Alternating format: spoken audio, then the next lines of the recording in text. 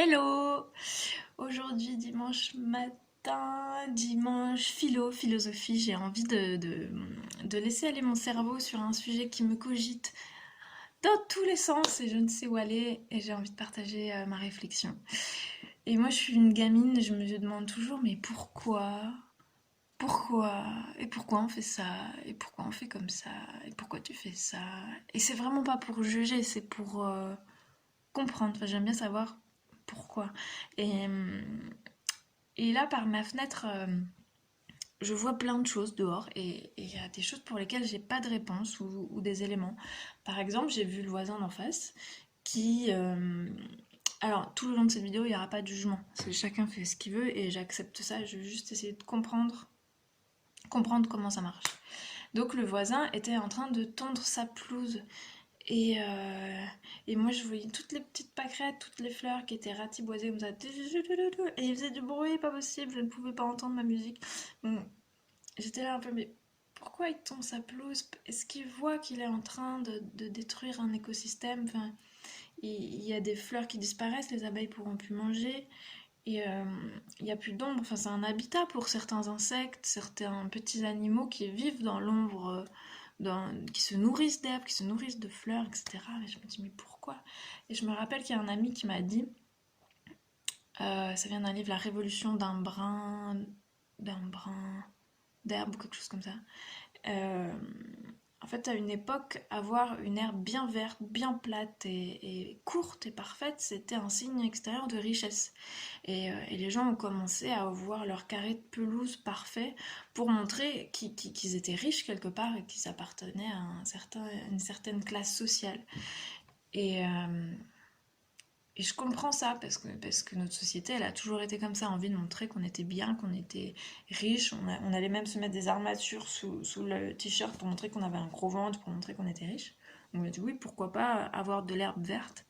Et j'apprends qu'aux États-Unis, on va jusqu'à peindre la pelouse pour qu'elle soit faussement verte. Donc on va faire croire qu'il y a de la vie, qu'elle est verte, alors qu'en fait tout est mort.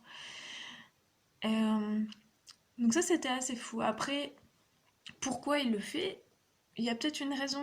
Euh, j'ai une amie qui tond sa pelouse pour que sa chienne n'ait pas de tiques. Évidemment, si t'as pas envie que ton chien soit malade, je comprends que tu tondes ta pelouse. Il y a des raisons pour tout, donc je me demande pourquoi. Ensuite, je vois le voisin d'à côté qui nettoie sa voiture au Karcher et où il nettoie avec plein des litres d'eau. Je fais waouh, mais elle brille beaucoup sa voiture, elle est magnifique. Et après, je vois le jardin juste en dessous qui est en train de se dessécher avec des fissures, tellement on dirait le désert, tellement c'est sec de sec, ça fait 3 semaines qu'il n'a pas plu.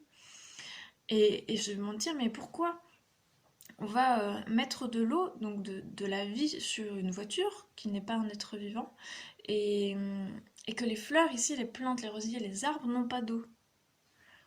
Euh, alors là encore, c'est, je crois, pour une raison esthétique, pour montrer que sa voiture, elle est belle, elle brille et tout ça. Et, mais j'ai l'impression qu'on est, en faisant ça, quelque part, on est détaché de ce qu'est l'eau, de ce qu'est l'herbe. On- pour moi, c'est pas juste esthétique, c'est quelque chose de vivant et encore mieux qui nous fait vivre. Et, et après, je pense à l'humain qui, parfois, on se sent très grand et très puissant par rapport à la nature parce qu'on sait la maîtriser, on sait dire toi je te mange, toi je te mange pas, toi je t'arrose, toi je te modifie tes molécules, ton ADN et tout ça. Et l'humain il sait manipuler et contrôler une certaine partie de la nature et il se sent vraiment dominant et grand par rapport à la nature. Et d'autre part, parfois on se sent aussi tout petit. On sait que par un tsunami, une tornade ou n'importe quoi, on est vulnérable. Un tout petit virus peut nous balayer d'un revers de main. Et là, l'humain se sent tout petit et vraiment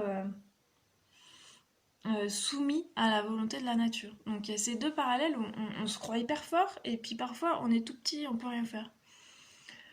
Et pourquoi on a besoin de enfin ça c'est ma question, pourquoi on veut soit être très grand, soit être très petit? Et dans les deux cas, c'est pas confortable en fait, parce qu'il y a des choses qui se passent et des conséquences qui sont pas hyper cool. Et je me demande, mais pourquoi on n'essaierait pas d'être un petit peu plus équilibré en fait, au lieu de dire je suis au-dessus de toi ou tu me domines, dans ce jeu de domination sans cesse qu'on sait parfaitement faire en tant qu'humain. Pourquoi on n'essaierait pas d'être en équipe en fait? Parce que la nature, ben, on le sait, c'est elle qui nous fait vivre, qui nous nourrit, qui le soleil, qui et la terre, c'est des éléments essentiels pour notre vie aujourd'hui. Et, euh, et pourquoi on n'essaierait pas de travailler en équipe? Enfin, de travailler pour ceux qui se travaillent. Non, ça n'a aucun sens. Euh, Enfin, voilà ma question. Et, euh, et là, j'ai eu une image que j'aime beaucoup par rapport à la situation actuelle, c'est que j'ai vu la Terre comme un... J'ai imaginé comme un animal, comme un chien qui pouvait qui, sortir d'un lac et sur lequel chaque humain serait une petite goutte d'eau. T'imagines un chien mouillé avec plein d'eau et le chien il aime pas trop être mouillé parce que bon ça l'embête un peu. Du coup qu'est-ce qu'il fait pour se libérer et se sentir mieux? Quand il sort du lac, il se secoue et là toutes les petites gouttes qui l'embêtent s'en vont. Et bon là c'est encore une image. Bon, je crois que ça va couper à chaque fois au bout de 5 minutes, je referai un montage, c'est pas grave. Donc, euh, donc pour moi, un animal, quand il a un truc qui le dérange, il se secoue pour se libérer et se sentir mieux.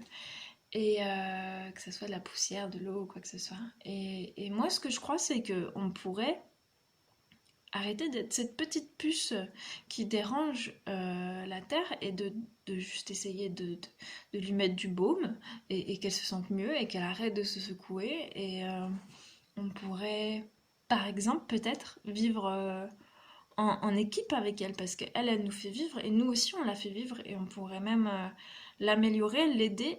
Et on sait qu'on n'est pas tout petit et qu'on peut le faire parce que là, pendant le mois qui vient de s'écouler, elle a vraiment ressenti un bien-être fou. Et on a pu mesurer d'ailleurs des baisses des tremblements de terre, des vibrations de la terre plus précisément dues au roulement des voitures et des pas de chaque humain en journée. La croûte terrestre vibre et cette croûte terrestre a arrêté de vibrer et elle a vraiment pris une pause et elle peut respirer. Et,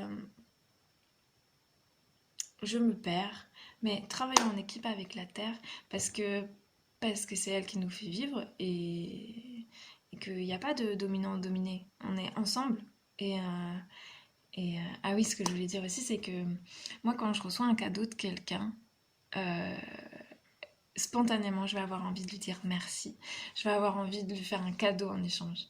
Et pour moi, la vie qui est en moi, la chance que j'ai d'être ici et de ressentir des choses, c'est un cadeau immense, immense, c'est énorme et immense.